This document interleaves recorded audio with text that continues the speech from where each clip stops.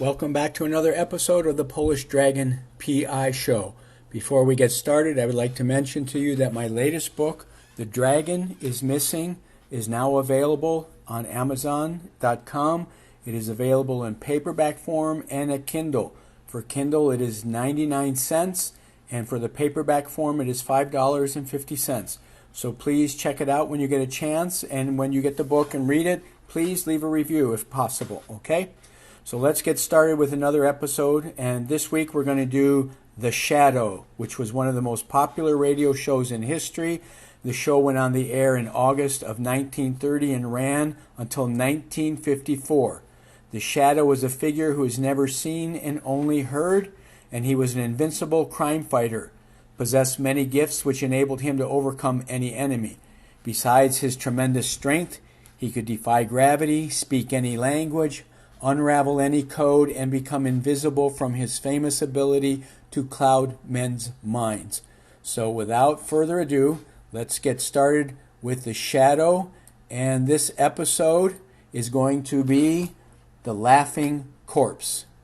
Sit back, relax, and here we go.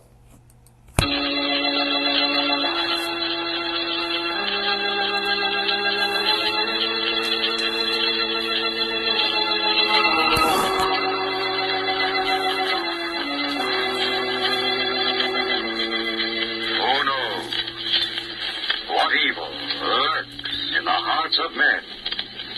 The Shadow knows.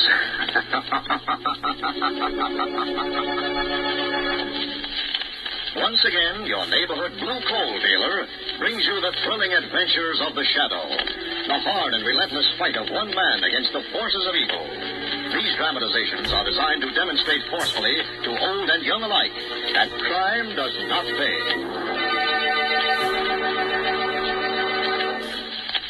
There is enough anthracite for all the lucky householders whose homes are heated with hard coal. These homes are enjoying healthful warmth in every room. Even though winter winds blow, there is no need to cut down heat or close off rooms in homes heated with dependable hard coal. Yes, sir. When you have a supply of hard coal in your basement, you're the boss of heating your house. You are absolutely independent of any outside service. Be glad you heat with anthracite, the home heating fuel that never fails. And remember, blue coal is the finest anthracite money can buy.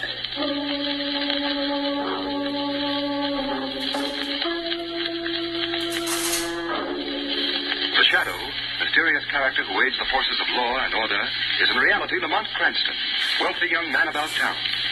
The Shadow uses his hypnotic power to cloud men's minds so that they cannot see him.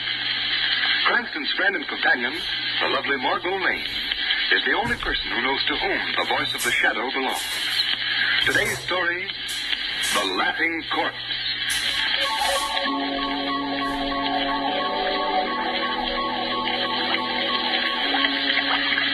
So when I see you come into the bar, I says to myself, there's a nice guy, I says.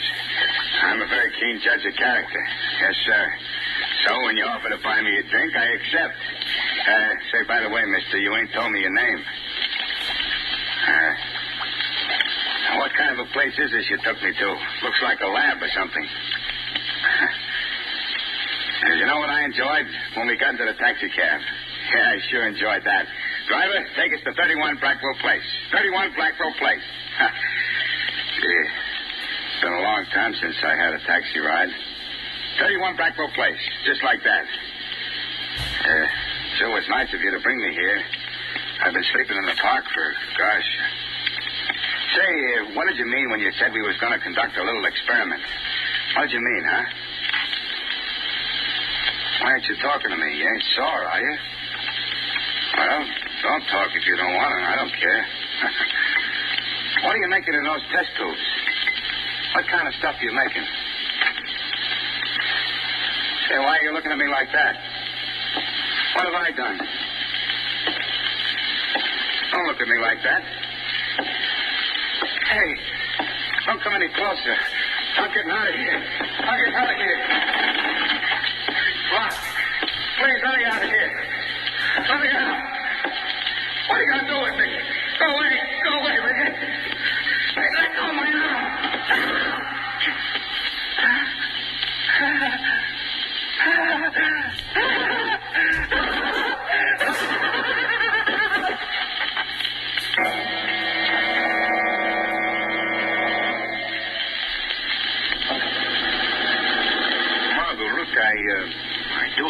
this lovely cab drive with you, but would you tell me where I'm going at this hour of the night? Well, Lamont, if you knew, you'd get angry. And not knowing makes me angrier. Shrevey. Yes, sir? Do you know where you're driving us to? Let me see now.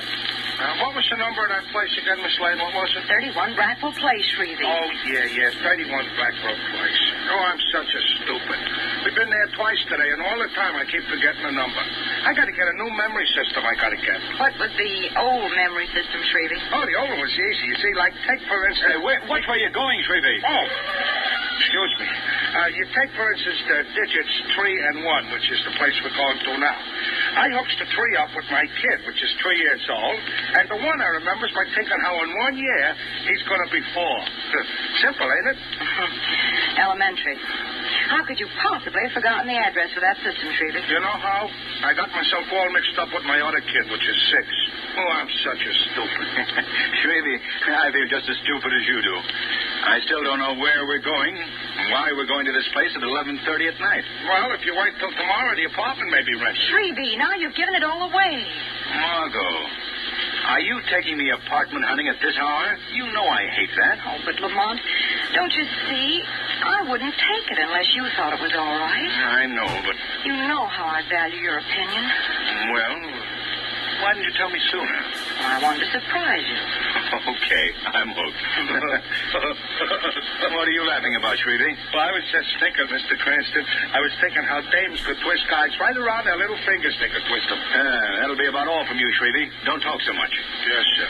All right for you, Mr. Cranston. You're pretty jumpy tonight, Lamont. What's the matter? Oh, nothing, Margot. I'm just bored, that's all. I know. You haven't had any to keep you busy. No criminals tracked down. That's... Shrevey, why'd you stop? Shrevey! Shrevey, why don't you answer? Mr. Cranston said I shouldn't talk. I shouldn't, so I ain't. Now, you see what you've done, Lamont? You've hurt Shrevey's feelings. I'm sorry, Shrevey. I'm in a bad humor tonight. No, you ain't, Mr. Cranston. Oh, yes, I am. Oh, here we are. This is the building, 31 Brackville Place. Yeah, it's 31 Blackwell Place. That's why I stopped. 31 Blackwell Place. Wait for us, Shrevey. Okay. Come on up the flight of steps, Lamont. All right. This certainly is a weird-looking place. Well, that's just because it's dark. Looks all right in the daylight. Ring the superintendent's bell, will you, Lamont? Yes, right. Margot, won't he be angry at our disturbing him at this hour? Oh, no. He told me I could come back tonight to look at the apartment. Oh. Well, what's so exceptional about this apartment, Margot? Oh, Lamont, it has these high, old-fashioned ceilings and the most glorious view of the river. Well, what do you want? Oh, you remember me. I'm Margot Lane. I put a deposit down on one of the apartments here. So what? No, he won't be angry. Well, you said I could come back tonight to look at it. I said you could come back this evening. It's 11:30 now, young lady. You got me out of bed. Well, what did I tell you, Margot? Oh, please, Mr. My name is Lascom. Please, Mr. Lascom, I know it's very inconsiderate to bother you at this hour, but couldn't we please see the apartment?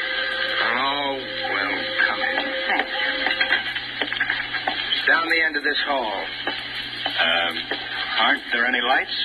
The bulb just burned out this evening. Oh, I see. Here we are. Just a minute now till I find the light switch. Nice bright place. There. How do you like it, Lamont? Like it? I think it looks terrible. Well, of course, the place needs redecorating. Yes, and badly. Well, look at the holes in the wall. What caused that? And the previous tenant was Dr. Destrup. He's a chemist. He used this apartment as a kind of a laboratory. The holes are from some of his apparatus. Oh, I see. Well, what do you think, Lamont? Well, if you want it quiet, you certainly got it here. Yes, and it's always like this. Always nice and quiet. What's that? I don't know. Someone thinks something is funny, all right. Well, listen to him. Lamont, that doesn't sound like... Come on, Margot. I'm going to see what this is all about. There, Lamont, across that door sill. Dr. Lorenz. Here, give me a hand. His body's so tense. As if he had a convulsion or something. Let's turn him over. There we are. Oh, his face. His face, Lamont. Margot, get hold of yourself. Oh, but his face, Lamont, it's all twisted up as though we were laughing. Well, don't look at it, Margot. What are we going to do?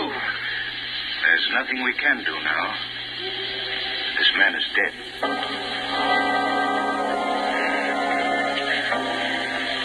What makes you think Dr. Lorenz was murdered, Cranston? I don't know, Commissioner Weston. Just a hunch. Well, there's not a mark of violence on the body. Well, if you'd heard that terrible laugh, Commissioner, you'd think something was wrong, too.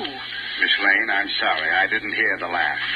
But even if I had, there's still not a bit of evidence here. Not a single clue to indicate murder. Well, Commissioner... All right. Now, you Lascombe is my name. Lascombe. Now, what do you know about this? I told you nothing. I was showing Mr. Cranston and Miss Lane that apartment when it happened. Did the dead man, Dr. Lorenz, have any enemies, Lascombe? No, not that I know of. Who was the man who occupied that apartment Miss Lane was thinking of renting? Dr. Destroff, but I told you that, Commissioner Weston. Destroff and Lorenz. Yeah, now I remember those names. They're partners. They own a big chemical laboratory. Didn't you know that? You didn't ask me. I didn't ask you. Why did Destroff move out of his apartment? He had a big argument with his partner, Dr. Lorenz, about 2 weeks ago, and he moved out the next day. Then he's the one who must have done it. Done what, Miss Lane? Murdered Dr. Lorenz. Miss Lane, as yet I'm not convinced that Lorenz has been murdered. In the second place, from what your cab driver, Shrevey, says, no one had come in or out of this house. Well, maybe he's still here then. Miss Lane, my men have searched this house from top to bottom. Well, I still think... Cranston, please. I understand, Commissioner. Come on, Margot. You're going home. Commissioner. Huh? Oh, yes, Doc. What is it? How long ago was this man supposed to have died? Well, we heard the laugh and then the sound of a body falling about an hour ago. From my examination, you couldn't have. What? Huh? Are you trying to tell us that we're hearing things? Well, all I can say is it's all pretty strange. What do you mean, Doctor? Well, the body was as stiff as a board when I examined him. Rigor mortis is so far advanced, you couldn't possibly have heard him laugh tonight. What? According to my examination, Dr. Lorenz has been dead for 24 hours.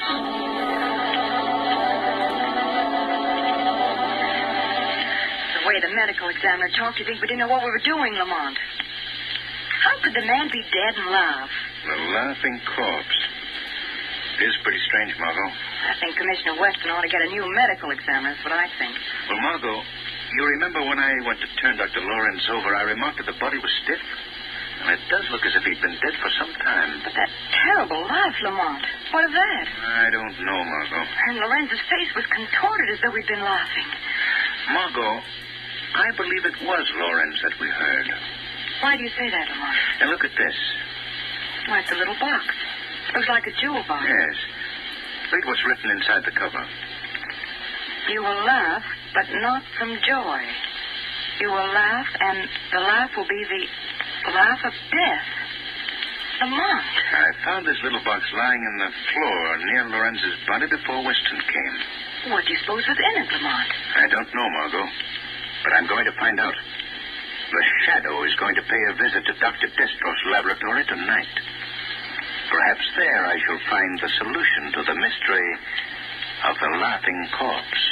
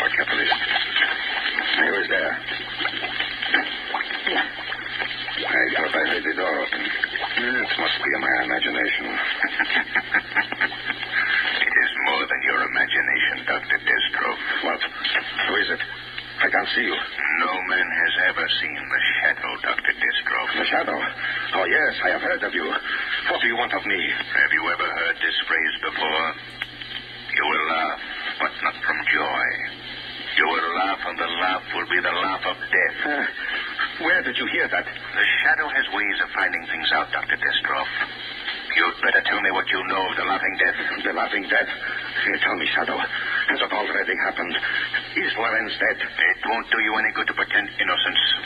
Lorenz was murdered earlier this evening. How did he die? Tell me, I must know. You know how he died? Yes, I know. I know how he died, just as the notes warned us. The notes? Then you, too, have received a note? Not since last year. So he has made good his threat. Oh, Destroff.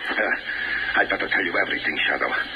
7 years ago, there was another partner in this laboratory besides myself and Destraf. A man named Vitor. He was incompetent, a drunkard.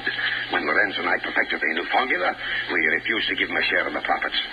After heated words, we dissolved the partnership with Vitor.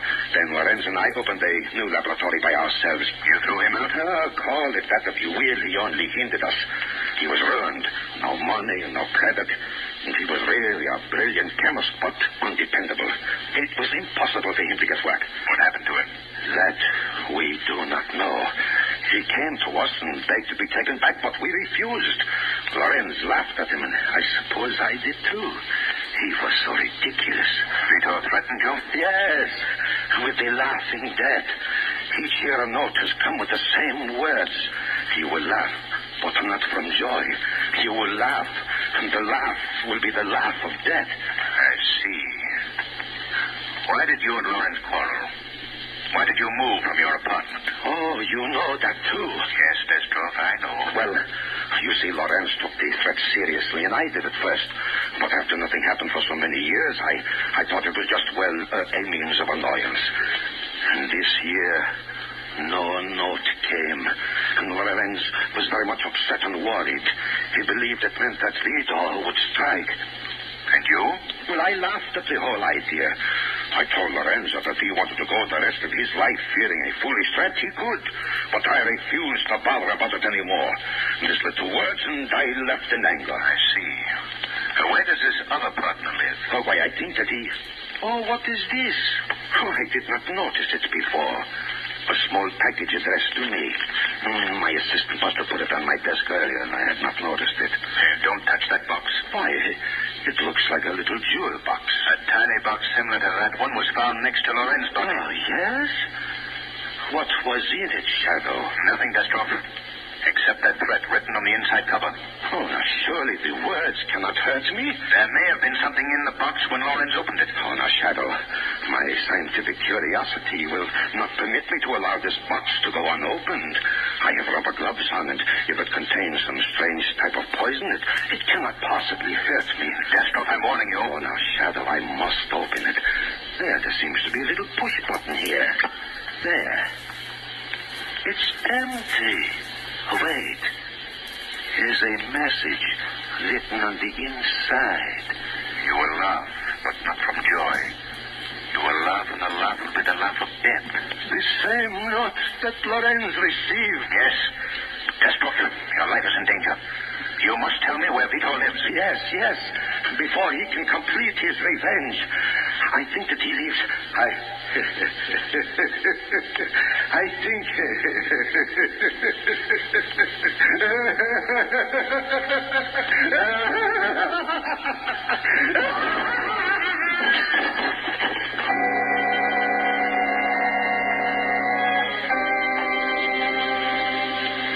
Where should I put these bundles, Miss Lane? Oh, just set them down anywhere, Shrevey.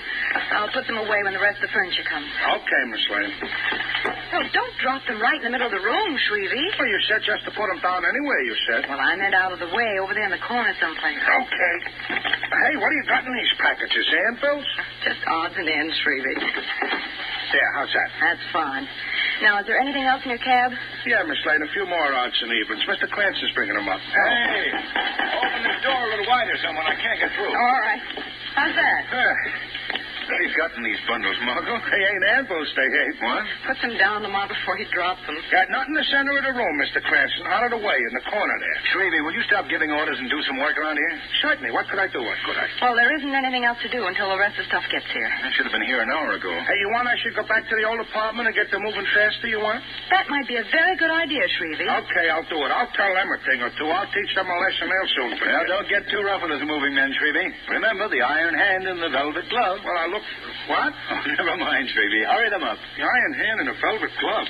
I guess that's a puzzle. Well, Margot, you thought of everything except one thing. What? What are you going to sit on while you wait for the movers to get here? Oh, I'll be too busy to sit down, Lamont. But you know, now that I'm here in this apartment, I'm not very keen on it. You're not? No. Well, isn't that just like a woman? What about the high ceilings and the glorious view of the river? Oh, that's all right, Lamont, but... Well, this place gives me the creeps. I can still hear the sound of that horrible laugh. First you tell me you don't like the apartment, and then you persuade me to move here. Well, Margot, the reason I wanted you to rent this apartment is I believe that the solution to the laughing corpse may still be here.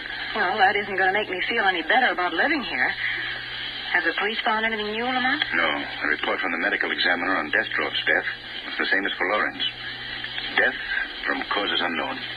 And there was nothing in the little box when Destrop opened it? Not a thing, except that note. Here, look for yourself. Oh, yes. It's exactly like the little box you found in Lorenzo's apartment. How do you open it, Lamont? Here, give it to me. See, you press this little button here in the center. Oh! What's the matter, Lamont? I pricked my finger on something sharp when I pushed the button. That's it, Margot. What? That must be the way the poison was administered. After Destrop pressed the button to open the box, he started to laugh. Oh, Lamont, then you've... Yes, that drug. Now I've got it, too. Oh, no, Lamont. Well, nothing's happened to me yet. Why did you break the box open, Lamont? See here, Margot. A tiny hypodermic needle concealed in the cover. When the button is pressed, the person pushing the button is given a dose of poison in the fingertip. Oh, Lamont, come on. I must get you to a doctor. Wait a minute, Margot. That won't be necessary. I'm going to be all right. But you... The needle must have been empty, Margot. Destrop got it all. Oh, thank heavens. You're all right. Margot, where's your phone? I've got to call Commissioner Weston immediately. The phone? Well, it hasn't been installed yet, Lamont. Oh? Well, I'll go to the corner to the phone. Come in. I just came up to tell you, Miss Lane, that the decorators are coming in tomorrow. I'll see you later, Margot. All right, Lamont.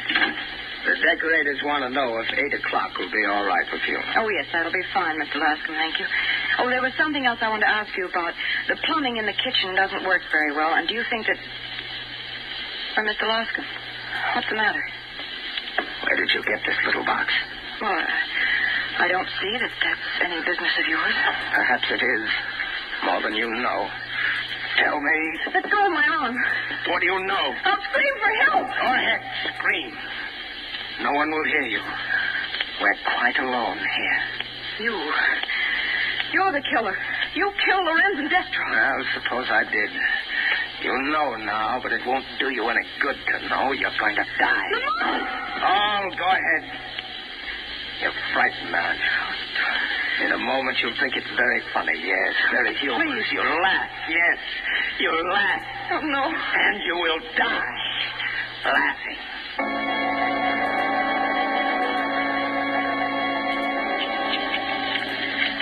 Please, Mr. Lascom. I've never done anything to you. No, you and your friend, Mr. Cranston, know too much, Miss Lane. You wanted to catch me, make me pay for my crime. I would never have suspected you if you hadn't given yourself away. That's most unfortunate for you, Miss Lane. What do you mean? You see, I brought you down here to my laboratory in the basement to kill you. Oh, no. Don't be unhappy. You laugh as you never laughed before. Oh, you can't. I'm preparing my secret formula. The laughing death. Oh, no, please. One for you and one hypodermic for your friend, Mr. Cranston. Please, I promise I'll never say anything. Too bad I can't believe that. It won't do you any good to try to get loose. I took the precaution of finding you very tightly. Now everything's ready. No, don't come any closer. Prepare yourself, Miss Lane. It won't hurt very much. And you'll be so happy. So happy. You will laugh. And laugh. And laugh. And then you will die. Something knocked the hypodermic needle from the hand. This is the end of your evil work, Lascom. That voice. Shadow, thank heaven. So you were the third partner, Lascom. Yes. I was in partnership with Lorenz and Destrop. Now I'm the only one alive. They ruined me. They took everything from me. You're out of your mind, Lascom. You blame them for your own faults. No, they caused my downfall, so I killed them. You vowed to revenge yourself. You came here, got yourself a job as superintendent in the same building in which they lived. Yes. I disguised myself. They never recognized me. You have a brilliant mind, Lascom. It's a great loss to civilization that you couldn't have used it for good instead of evil. The police will soon be here. Will never get me. Shadow, stop him. He has another needle ready with the poison. Stop, Lascom. Stop, I say. Too late, Shadow. I've already administered the drug to myself. At least, I have the last laugh.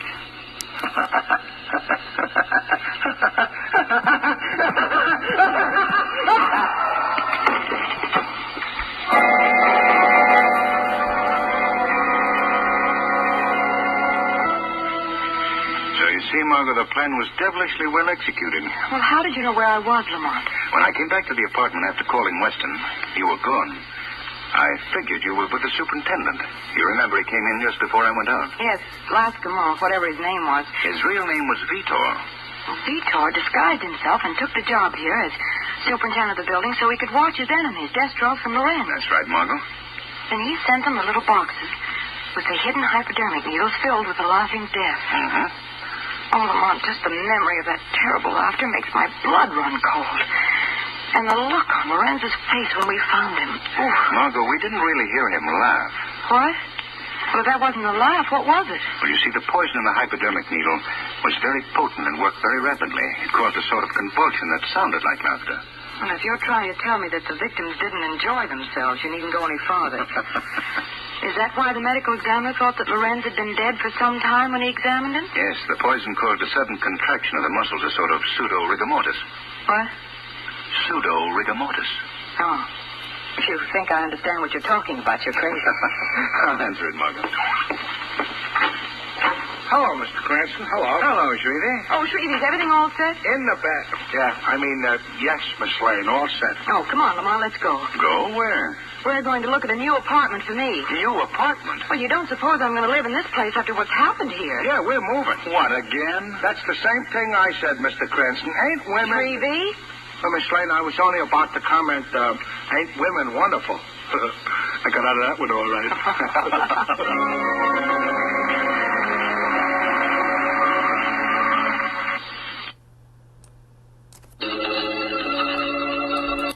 And that ends another episode of the Polish Dragon PI, where we had the radio show The Shadow, The Case of the Laughing Corpse.